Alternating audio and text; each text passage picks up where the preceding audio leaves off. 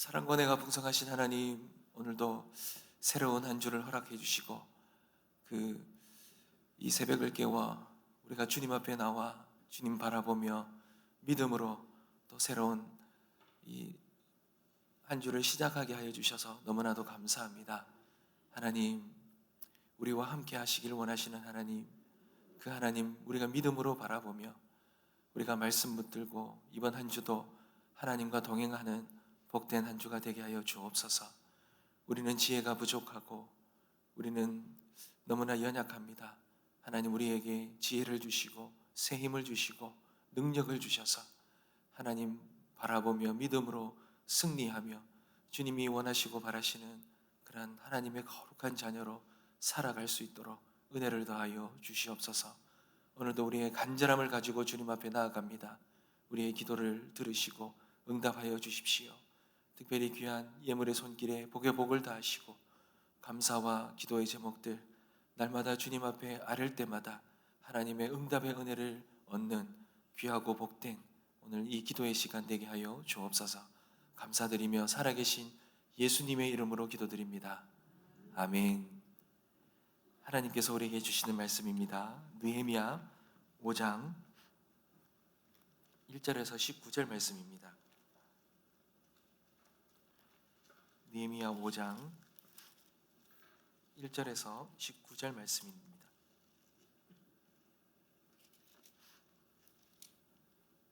한 절씩 교독하겠습니다. 제가 먼저 읽겠습니다. 그때의 백성들이 그들의 아내와 함께 크게 부르짖어 그들의 형제인 유다 사람들을 원망하는데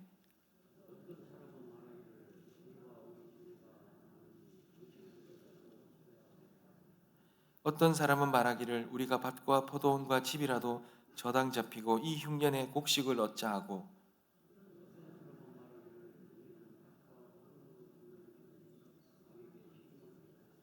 우리 육체도 우리 형제의 육체와 같고 우리 자녀도 그들의 자녀와 같거늘 이제 우리 자녀를 종으로 파는도다.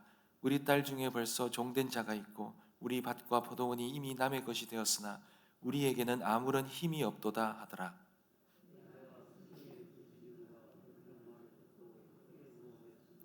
깊이 생각하고 귀족들과 민장들을 꾸짖어 그들에게 이르기를 너희가 각기 형제에게 높은 이자를 취하는 도다 하고 대화를 열고 그들을 쳐서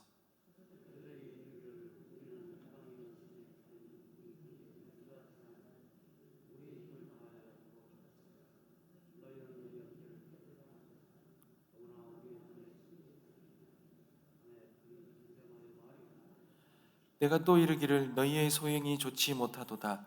우리의 대적 이방 사람의 비방을 생각하고 우리 하나님을 경외하는 가운데 행할 것이 아니냐.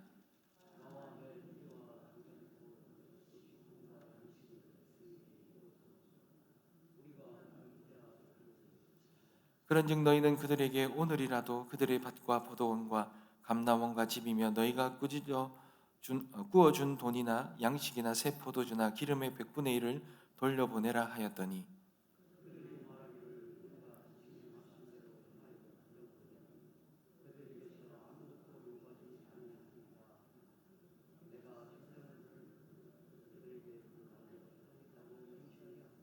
내가 옷자락을 털며 이르기를 이 말대로 행하지 아니하는 자는 모두 하나님이 또한 이와 같이 그 집과 산업에서 털어버리실지니 그는 곧 이렇게 털려서 빈손이 될지로다 하매 회중이 다 아멘하고 여호와를 찬송하고 백성들이 그 말한 대로 행하였느니라.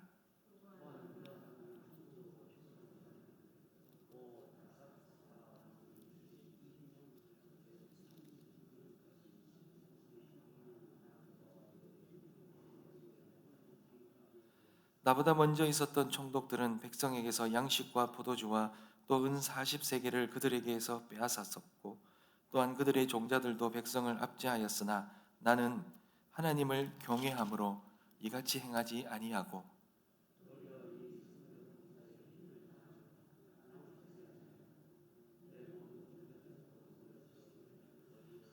또 내 상에는 유다 사람들과 민장들 150명이 있고 그 외에도 우리 주위에 있는 이방 족속들 중에서 우리에게 나아온 자들이 있었는데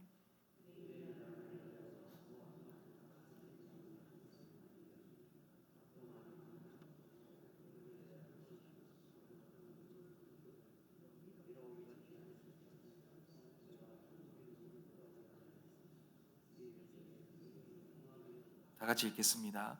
내 하나님이여, 내가 이 백성을 위하여 행한 모든 일을 기억하사 내게 은혜를 베푸시옵소서. 아멘. 사랑하는 성도 여러분, 어제 우리가 본 느헤미야 4장은 성벽을 재건하는 일 가운데 이 외적인 방해의 이야기를 다루었습니다. 근데 오늘 4장의 내용을 보면 성적 재건을 하는 데 있어서 이스라엘 내부에서 일어나는 그러한 위기, 아픔과 불의를 다루고 있는 내용입니다. 여러분, 성벽은 점점 이제 외적으로 완성되어 가고 있었습니다. 근데 이스라엘 공동체 내부에서는 엄청난 어려움과 특별히 분열과 고통이 골마 터지고 있는 것입니다. 여러분, 이스라엘 백성들이 이 성벽을 재건하는 일 가운데 힘든 일이 있었어요. 그것은 이 성벽을 재건하면서 농사일도 지어야 했던 것입니다. 그러다 보니 첫 번째 어려움은 이 일이 너무나 고됐던 겁니다. 힘이 들었다는 겁니다. 이중적인 삶을 살았던 거예요. 여러분, 오늘날 우리 그리스도인들도 그렇잖아요. 우리는 이 사회생활도 하지만 하나님이 우리에게 주신 이 부르심의 사명도 감당해야 되는 이중적인 삶을 그렇게 살아갑니다. 육신적으로 보면 참 고된 일이죠. 이스라엘 백성들은 이렇게 성벽을 재건하는 일이 만만치가 않았습니다. 근데 그들을 더 힘들게 했던 것은 농사를 짓는데 흉년이 드는 거죠. 먹고 살 길이 어려워지기 시작합니다. 그러다 보니 그들은 왕에게 먼저는 자신들이 먹고 살 것도 어렵지만 왕에게 내야 될 세금도 있었기 때문에 그들은 경제적으로 너무나 어려움을 겪었습니다. 그래서 그들은 이 동족 중에 부유한 사람들에게 경제적인 어려움이 있기 때문에 그 돈을 꾸었던 것입니다. 그런데 문제는 이 돈을 꾸어준 유다 사람들, 이 부유한 귀족들과 민장들이 그 백성들의 고통을 외면하고는 오히려 높은 이자를 요구한 것입니다. 그리고 그 빚을 갚지 못하면 그들의 그 밭과 포도원과 심지어 자녀들까지 종으로 삼아버리는 그런 잔인하게 착취를 행했던 것입니다. 육체적인 고통도 있었고 재정적인 고통도 있었는데 또 그들에게는 이 억울함이 있었던 거예요. 너무나도 힘들고 어려운 상황 가운데서 밭도 빼앗기고 포도원도 빼앗기고 자녀들까지 빼앗기니 얼마나 그들이 억울하며 힘들어했겠습니까? 그 백성들이 울부짖으며 그들의 고통과 아픔을 토해낸 것입니다. 여러분, 외적인 어떤 조롱과 외적인 이 반대도 참 힘이 들지만 어떻게 보면 더 어려운 것은 하나님의 이 백성들에게 더 어려운 것은 바로 이 내적인 울음입니다. 내적인 힘듦입니다. 이것이 이 공동체를 더 위기 가운데 몰아간 것입니다. 여러분, 그때에 이 느헤미야가 이 부르짖음을 듣고는 크게 분노하며 두 가지 대책을 오늘 본문에서 실시합니다. 그 첫 번째가 그 귀족들, 이 민장들이죠. 높은 이자를 요구하고 갚지 못했을 때 그들의 재산을 탈취하면서 그들의 고통을 준 그들의 그 귀족들과 민장들을 질책합니다. 6절과 7절에 보면 그들의 잘못을 지적하죠. 공개적인 회의를 열어서 그들을 질책합니다. 그리고는 아주 냉정하게 그냥 단순히 분노하는 것이 아니라 그들의 이 죄악, 그들의 이 아픔을 되돌리는 것입니다. 그가 첫 번째로 요구한 것이 이자를 받지 못하게 한 것입니다. 10절에 보면 이자를 받지 못하게 만들죠. 그리고는 11절에 보면 저당 잡은 밭이나 포도원이나 집이나 곡식이나 포도주나 기름이나 이 모든 것의 100분의 1을 즉시 돌려주라고, 그들에게 즉시 돌려주라고 그렇게 명령합니다. 느헤미야는 여기서 멈추지 않고 이것을 언약으로 약속하라는 거죠. 언약을 맺고 백성들 앞에서 맹세하기까지 합니다. 이렇게 되돌리겠다고 그렇게 말을 한 것이죠. 그러면서 그는 아주 상징적인 행동을 하나 하는데요. 여러분, 13절의 내용을 한번 볼까요? 내가 옷자락을 털며 이르기를 이 말대로 행하지 아니하는 자는 모두 하나님이 또한 이와 같이 그 집과 산업에서 털어버리실지니 그는 곧 이렇게 털려서 빈손이 될지로다 하매 회중이 다 아멘하고 여호와를 찬송하고 백성들이 그 말한 대로 행하였느니라. 그럽니다. 너희들이 이걸 따르지 않고 백성들을 그토록 아프고 고통스럽게 한다면 하나님의 준엄한 심판이 임할 것이라고 그는 그렇게 강력하게 경고했던 것입니다. 또 하나는 이제는 느헤미야가 자신이 본을 보이는 것입니다. 여러분 14절부터 나오는 내용은 이 총독이 부임하여서 이스라엘 백성들을 지도자가 되어서 성벽을 재건하는 그 모든 일들 가운데 12년 동안 왕에게서 받을 수 있는 그 총독의 녹을 일절 요구하지 않습니다. 이전의 총독들은 백성에게서 자신들이 받을 녹을 백성들에게서 받는 건데 백성들이 너무 고통스럽고 이렇게 힘들어하는데 이전 총독들은 그럼에도 불구하고 무거운 짐을 지웠습니다. 그러나 느헤미야는 백성들의 힘듦을 알았기 때문에 오히려 그는 당연히 자신이 받아야 되는 것도 받지 않았던 것입니다. 사랑하는 성도 여러분, 느헤미야는 지금 이 공동체 안의 내부의 어려움을 알았습니다. 특별히 이 백성들의 아픔, 그 힘듦, 그들이 그 성벽을 재건하는 그 일 가운데 그들의 이 아픔과 고통과 억울함을 알고는 느헤미야는 가만히 있을 수 없었던 거죠. 이렇게 특단의 대책을 행했던 것입니다. 그런데 여러분, 느헤미야가 이렇게 한 행동의 근거가 무엇입니까? 오늘 성경의 본문에는 느헤미야가 이 모든 일들을 행했던 근거를 명확하게 말하고 있습니다. 여러분 15절입니다. 나보다 먼저 있었던 총독들은 백성에게서 양식과 포도주와 또 은 40세겔을 그들에게서 빼앗았고 또한 그들의 종자들도 백성을 압제하였으나 나는 하나님을 경외함으로 이같이 행하지 아니하였다. 그럽니다. 사랑하는 성도 여러분, 느헤미야에게 이 주신 이 그 권력은 절대로 그는 사리사욕의 도구로 쓰이지 않았습니다. 오히려 하나님의 백성을 섬기고 돌보는 그러한 것 가운데 기꺼이 하나님 앞에 올려드리는 것입니다. 그를 그렇게 행했던 이유는 그가 하나님을 경외했다는 것입니다. 두렵고 떨리는 마음으로 그는 그 백성들의 그 아픔과 그 고통을 외면하며 그 자신의 그 사리사욕을 채우는 것에 그것에 자신의 이 지도자됨을 리더십을 됨을 이 권력을 사용하지 않았다는 것입니다.